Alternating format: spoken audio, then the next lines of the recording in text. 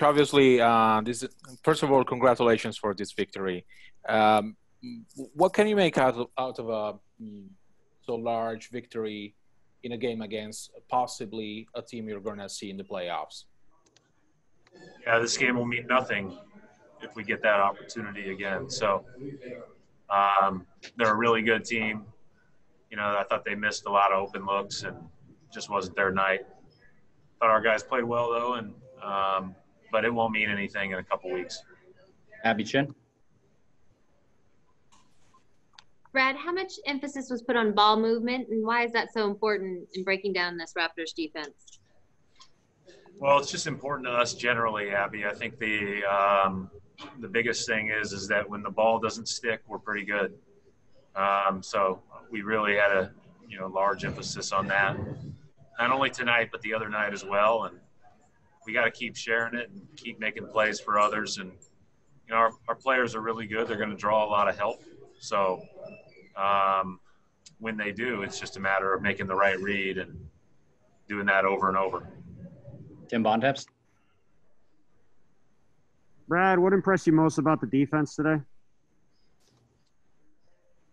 Tim, I think the biggest thing is that we were ready to play. I thought Wednesday we really guarded for the most part the way we wanted to start guarding. And I thought that continued today.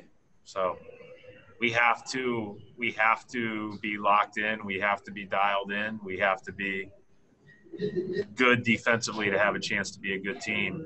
And I don't think it's a surprise that your offense follows that when you are dialed in like that. John Corrales. Brad, it looked like Robert Williams cleaned up some of the fundamental stuff and was able to stay down and stay in front of guys. What did you see from him tonight?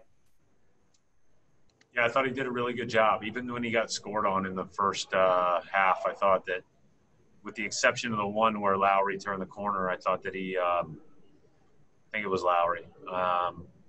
I thought even in the ones they made when Robert was in pick and roll, he kept in front, used his length and challenged. If he does that, that's great. He's very active. He rebounded well. He was a threat at the rim again. He did a good job. Back to Tim Bontemps. You had a pretty short rotation, Brad. I think you went with 8 guys in the main part of the game. Is that an indication of what you potentially could look like in the playoffs? No, because it all depends on who you're playing, what night, who's available, all those things. So I do think that I wanted to get our, main guys longer stints, high-minute guys longer stints tonight. And shorter rests. So that was one of the reasons why we went with a shorter rotation. But certainly in the playoffs, you're going to play 8 to 9 guys, probably max in a close game. Keith Smith. How important is it for you guys to have Daniel Tice taking shots at the perimeter and pulling the opposing big man out of the paint? I think it's important that he's a threat. I think he balances it really well, Keith. He doesn't chuck all night.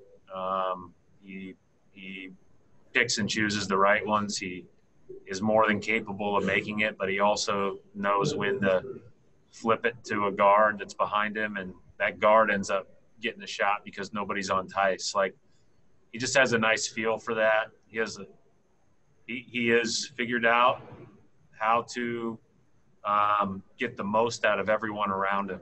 And I think that's been his greatest strength all year. Final question, Brian Robb.